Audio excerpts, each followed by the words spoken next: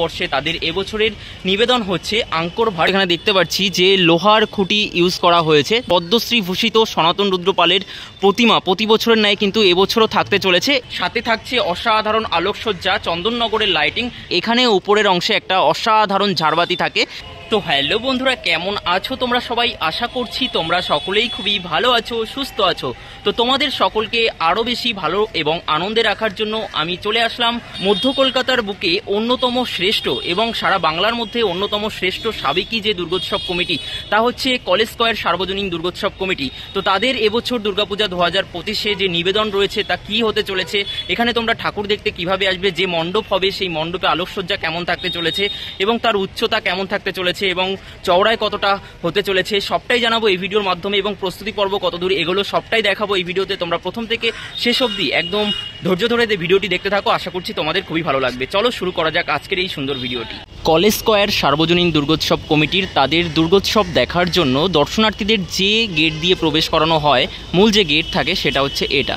তো এই গেট দিয়ে দর্শনার্থীরা ভেতরের দিকে প্রবেশ করার পর এই দিক দিয়ে কিন্তু তারা যায় গুটি গুটি পায়ে সামনের দিকে এগিয়ে যায়। এখানে যে বাঁশের ব্যারিকেড তোমরা দেখতে পাচ্ছ, এটা কিন্তু দুর্গাপূজার ব্যারিকেড নয়, এটা হচ্ছে বেশ কিছুদিন বাদে এখানে একটা তাদের মেলা রয়েছে দুর্গাপুজোর আগে ভাগে, সেই মেলার জন্য তাদের প্রস্তুতি পর্ব চলছে। এবং তাদের যে সাঁতারের জলাশয় রয়েছে সেটা হচ্ছে এইটা। তো সেই সাঁতারের জলাশয়কে কেন্দ্র করে প্রতি বছর কিন্তু তারা এক অসাধারণ আলোকসজ্জা করে থাকেন, যেটা বিগত বছরেও আমরা দেখেছিলাম। তো এবছরও কিন্তু তার অন্যতা হবে না, চন্দননগরের আলোকসজ্জা করে থাকে। আমরা সকলে জানি যে চন্দননগরের আলোকসজ্জা কতটা বিখ্যাত। তো দূরে কিন্তু আমরা দেখতে পাচ্ছি এখানে তাদের প্রস্তুতি পর্ব কিন্তু জোর কদমে চলছে।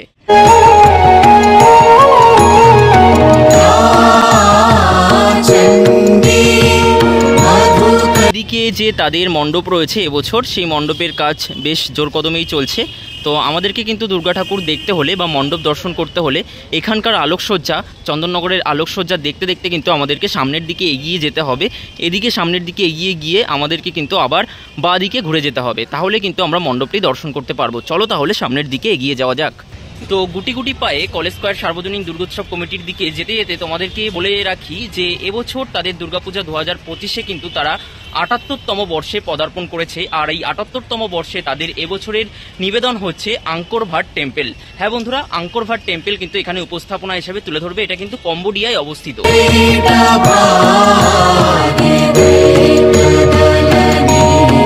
তো এই দিক দিয়ে বন্ধুরা গুটি গুটি পায়ে হাঁটতে হাঁটতে কিন্তু চলে এলাম কলেজ স্কয়ার সার্বজনীন দুর্গোৎসব কমিটির এবারে যে নিবেদন রয়েছে দুর্গাপূজা 2025-এ, তা হচ্ছে কম্বোডিয়ার আঙ্কর ভাট টেম্পল। সেই টেম্পলের কাজ এই মুহূর্তে দেখতে পাচ্ছি। বাঁশের যে প্রাথমিক পর্বের কাজ, সেই প্রাথমিক পর্বের কাজ কিন্তু এই মুহূর্তে জোর কদমে চলছে। প্রাথমিক পর্বের কাজের জন্য বেশ কিছু বাঁশ এখানে এনে রাখা হয়েছে, যে সকল বাঁশ কিন্তু সহশিল্পীরা এখানে ব্যবহার করবেন। দেখতে পাচ্ছি এখানে ওয়ার্ড অফিস রয়েছে, তার ঠিক পাশেই কিন্তু তাদের যে দুর্গাপূজা মণ্ডপ, সেই দুর্গাপূজা মণ্ডপ গড়ে উঠছে।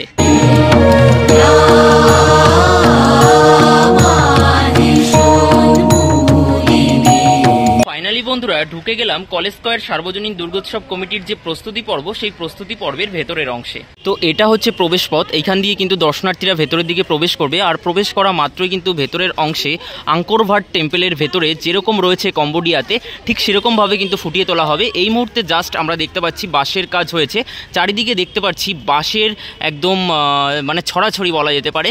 দেখতে পাচ্ছি বাঁশের খেলা চারিদিকে আমরা দেখতে পাচ্ছি। এবং আমরা যদি লক্ষ্য করি এখানে মণ্ডপটিকে একটু শক্তপোক্ত করার জন্য আমরা কিন্তু এখানে দেখতে পাচ্ছি যে লোহার খুঁটি ইউজ করা হয়েছে। দেখো এখানে কিন্তু গুরু পূর্ণিমার দিন অর্থাৎ 10ই জুলাই খুঁটি পুজো সম্পন্ন হয়েছিল। তো কলেজ স্কয়ারে যেটা দেখার সেটা হচ্ছে মণ্ডপ তো রয়েছেই, তার সাথে সাথে এইখানে কিন্তু তাদের সনাতন রুদ্রপাল, পদ্মশ্রী ভূষিত সনাতন রুদ্রপালের প্রতিমা প্রতি বছরের ন্যায় কিন্তু এবছরও থাকতে চলেছে। এই স্থানে তাদের প্রতিমা থাকে, খুবই সুন্দর। মায়ের যে রুদ্ররূপ, সেই রুদ্ররূপ আমরা কিন্তু দর্শন করতে পারি। এছাড়াও তাদের আরও একটি আকর্ষণ রয়েছে, তা হচ্ছে ঝাড়বাতি। এখানে উপরের অংশে একটা অসাধারণ ঝাড়বাতি থাকে। সেই ঝাড়বাতি কিন্তু খুবই চওড়া এবং খুবই বড় হয়ে থাকে, যেটা কিন্তু দেখতে খুবই ভালো লাগে।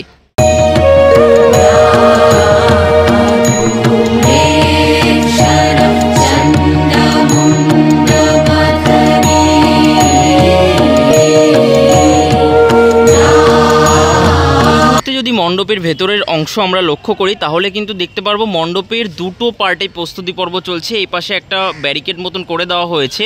যতটা সম্ভব আমরা বুঝতে পারছি প্রস্তুতি দেখে এটা কিন্তু সাপোর্ট হিসেবে এখানে ব্যবহার করা হচ্ছে। পরবর্তীতে কিন্তু এই যে জায়গাটা বা এই ব্যারিকেডটা খুলে ফেলা হবে, তার কারণ আমরা দেখতে পাচ্ছি এখানকার খুঁটিগুলো কিন্তু মাটিতে পোতা হয়নি।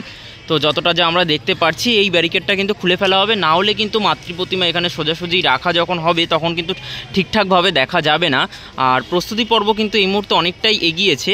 আর তোমাদের যদি দেখাই ঠিক এই জায়গাটায়, যেহেতু এখানে দূর দূরান্ত থেকে অর্থাৎ নদিয়ার ডেকোরেটার্স এসেছে, নদিয়ার শিল্পীরা এসেছে এখানে, সে কারণে কিন্তু এখানে তারা একটা থাকার জায়গা করেছে। প্রতিদিন তো বাড়ি যাওয়া সম্ভব হয় না, তার কারণ এখানে কিন্তু রাত দিন এক করে কাজকর্ম চলছে। যতটা আমি দেখাতে পারছি এই মুহূর্তে কিন্তু বেশ অনেকটাই বাঁশের যে প্রাথমিক কাজ তা কিন্তু এগিয়ে গিয়েছে। আর তোমাদেরকে দেখাই গুটি গুটি পায়ে সামনের দিকে এগিয়ে গিয়ে এখানে 10ই জুলাই যে খুঁটি পুজো সম্পন্ন হয়েছিল গুরু পূর্ণিমার দিন, সেই খুঁটি কিন্তু তোমাদেরকে একটু জুম করে দেখাচ্ছি। দেখো সেই খুঁটিতে যে ফুল বা যে দেবদারু গাছের পাতা দিয়ে সাজানো হয়েছিল সেগুলো কিন্তু এই মুহূর্তে নষ্ট হয়ে গিয়েছে। আর এই মূল খুঁটি যেটা রয়েছে সেটাকে কেন্দ্র করেই কিন্তু এই সমগ্র দুর্গাপূজা মণ্ডপটি সেজে উঠছে। দেখো অসাধারণ এক দক্ষযজ্ঞ কিন্তু এখানে চলছে। তো ওই পাশের অংশ তোমাদেরকে দেখালাম, আর এই পাশের অংশটাও কিন্তু একটু আগে তোমাদেরকে দেখিয়ে দিলাম। এখানে বেশ কিছু কাঁচা বাঁশ পড়ে রয়েছে যেগুলো সম্পূর্ণ ইউজ হবে এই কম্বোডিয়ার আঙ্কর ভাট টেম্পল তৈরিতে আর কি। আর এই দিকটা হচ্ছে বাহির পথ, এইখান দিয়ে ঠাকুর দেখে কিন্তু দর্শনার্থীরা আস্তে আস্তে বাইরের দিকে বেরিয়ে যায়। আর তোমাদেরকে যে বলছিলাম ওই দিকটাতে যে ব্যারিকেডগুলো তৈরি হয়েছে সেটা হচ্ছে একটা মেলার। তো বেশ কিছুদিন পরে আগস্ট মাসে এখানে একটা মেলা হতে চলেছে, সেই মেলার একটা ব্যানার রয়েছে, সেই ডিটেলসটা তোমাদেরকে দেখিয়ে দিই। দেখো গৌরী পার্বণ বলে একটা মেলা হবে আগস্ট মাসের 7, 8, 9, 10 তারিখে। এখানে সেই ডিটেলসটা তোমাদেরকে একটু দেখিয়ে দিলাম কিন্তু বন্ধুরা।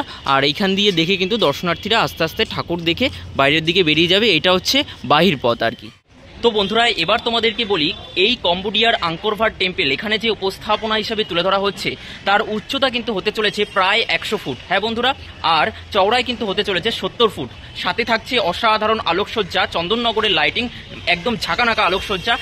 এছাড়াও থাকছে কলকাতার পদ্মশ্রী ভূষিত শিল্পী, তা হচ্ছে সনাতন রুদ্রপালের রুদ্ররূপের মায়ের যে প্রতিমা, সেই প্রতিমা থাকছে। এছাড়া আলোকসজ্জা, ভেতরের দিকে বিভিন্ন ধরনের কারুকার্য এবং উপরের দিকে ঝাড়বাতি, অসাধারণ এক দুর্গাপূজা মণ্ডপ কিন্তু এখানে উপস্থাপনা হিসাবে তুলে ধরা হবে এবছর। তোমরা এখানে অবশ্যই আসো। এখানে আসার জন্য নিয়ার বাই রেলওয়ে স্টেশন হচ্ছে শিয়ালদা থেকে তোমরা 10 টাকা ভাড়া করে মানে বাসে করেও আসতে পারো। এছাড়া গুগল ম্যাপ লোকেশনে ক্লিক করে 5 থেকে 8 মিনিটের দূরত্বে কিন্তু এই স্থানে তোমরা চলে আসতে পারবে।